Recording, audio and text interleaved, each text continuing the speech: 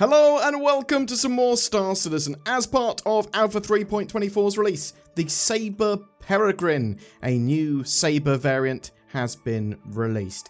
And this is a dedicated racer. So it has no weapons, has access to no weapons, no weapon hardpoints. So it's quite interesting because of that. I've been flying around a little bit and it's very nippy, it's very agile. It stops on a dime, well it doesn't, but it stops very quickly. And it's great speed-wise in SCM and nav mode. Very, very, very high speeds. Exactly what you would expect from a racer. There are loads of racers to choose from the M50 to the Razors, a load of ships that have variants like the Sabre now with the Peregrine, but also you've got things like the 350R. The ship is available from $170 if you want to grab the War Bond version, which is the non-store credit version. If you want to use any store credit, it's $185. This ship should be available to purchase in-game in around 3 months' time, but it doesn't always happen like that. It's actually at least 3 months' time is how it sort of works and pans out typically. At least 3 months until it's available to purchase from in-game shops. So, from the marketing materials, it's the fastest Sabre model ever conceived. The Peregrine takes the infamous military-born Sabre chassis and tunes it for unadulterated speed. The already streamlined frame is propelled by bespoke thrusters and carefully optimized engines that elevate the Peregrine's straightaway speed to a whole different league. What the Peregrine lacks in traditional firepower, it more than makes up for it in its stout armoured frame. What's more, it remains hard to kill without sacrificing any speed. The ship is just running small components. It does have 2 size 1 shield generators and 2 size 1 power plants. It is a single person ship. It's pretty small as well, length of 26 meters, width of 30. It's got quite a large wingspan there and a height of 3.8. There's a variety of skins available for the ship. I don't know, there's the sort of red racing, which is called the Firebreak skin. There's the Harvest skin, which is sort of like an orange racing skin, sort of orange and white and black. I really like it. And so yeah, the Firebreak is just red instead of the orange. And then you've got the Starlight skin, which is sort of more charcoal grey. I absolutely love the way the Sabre Peregrine looks. Yeah, it's very fast. It's very agile. It's not my kind of ship though. The sort of use cases I'd have for it are I'd use it as a personal shuttle. Luxury fast personal shuttle when I'm going around trying to get to a planet's surface or somewhere that I know is pretty safe pretty quickly. I mean, its defensive sort of strategy is that it is fast and agile. In fact, let's jump into the Q&A, which has already been done by CIG for this one. Aegis Dynamics is traditionally a military manufacturer. Why is it building a racer? Traditionally, but not exclusively. While a lot of Aegis hardware is designed for military application, Aegis and other manufacturers always look to see what other markets they can expand into based on the resources available. With the Raven and Firebird chassis, it made sense to provide a more civilianized version of that platform. Does the Aegis Peregrine have any flight characteristics that would be advantageous in raw speed, given that the Peregrine is the fastest bird in real life? Due to the original ship's archetype, the Peregrine exhibits impressive forward acceleration in normal conditions and when using its afterburner, which is rated as one of the strongest among its competitors. Yes, that is true. Even at the moment, the afterburner does really allow it to sort of get where it wants to go, sort of stop very easily, accelerate very, very well. What sets this racing variant apart from others in terms of its unique strengths? The most prominent characteristics are its unique and unmatched forward acceleration, enhancing the ship's racing prowess, and a stronger afterburner for reactive acceleration during difficult turns.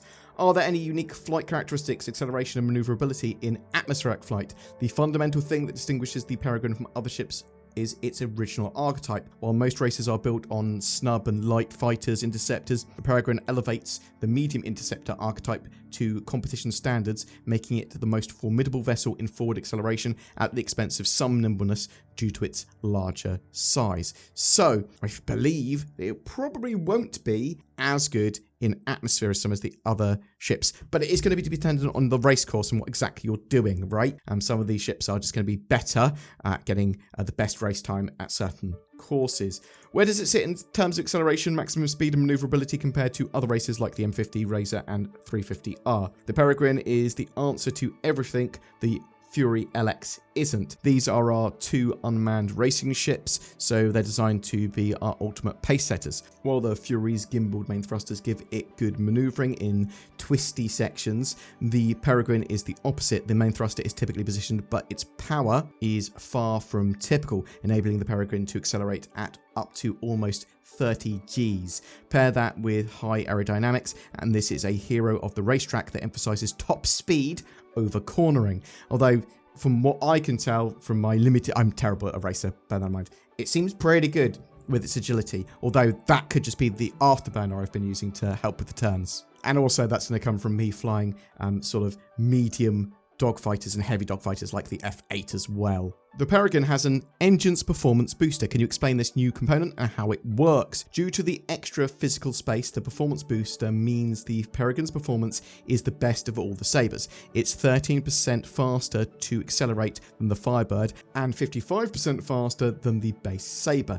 This does come at the cost of running hotter and using more fuel. Is the Peregrine equipped with stealth components like the Sabre and the Sabre Raven? The Peregrine is not equipped with stealth components. Pilots can expect its signatures to be extremely visible, as the design intention was for it to run hot with little IR suppression and to have a large cross-section signature thanks to its large aerodynamic surface area. Speed was the priority when making these decisions. So it's not going to be a stealth ship. I suppose you could probably put some stealth components on it to make it more stealthy, but it's supposed to be fast.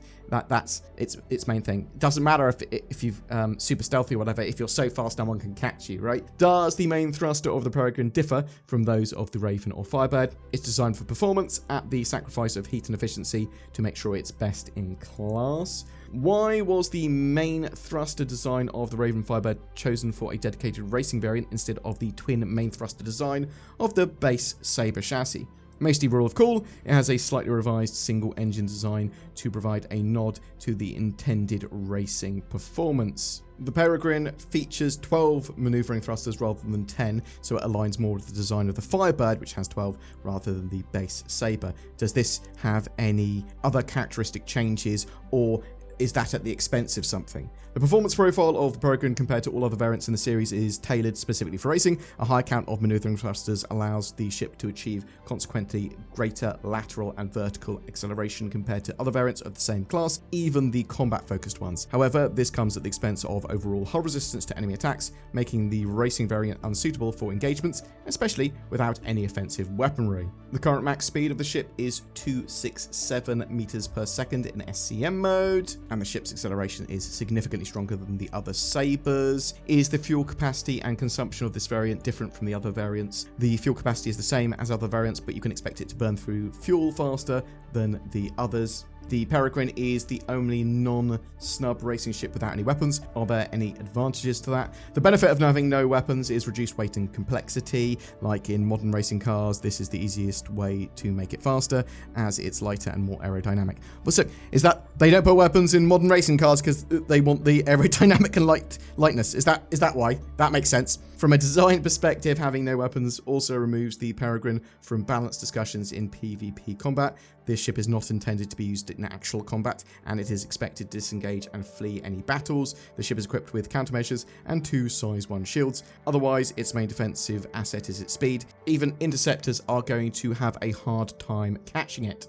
Does the Peregrine provide storage space for the pilot's personal gear and weapons? Yes, it features the same storage as the base Raven and Firebird. So yeah, I thought that was just an interesting thing. I really like the idea behind the Sabre Peregrine. More dedicated racers for the game? Yeah, why not? I would have liked the ability to put some weaponry on it, so I could have made it into a sort of like a true interceptor. But maybe there's an interceptor version of the ship coming out later. It's available now in Alpha 3.24. Obviously, you have to buy it with real money or get it from someone that's got it to actually play around with it at the moment. But yeah, in 3 months or so, you'll be able to buy this in the in-game shops. You do not need to spend real money to get this ship. I am really interested to know what you think of this. It's not one that I particularly like, just because I won't really use it. I love the way it looks, don't get me wrong. And as a racer, I don't know what my favourite racing ship is.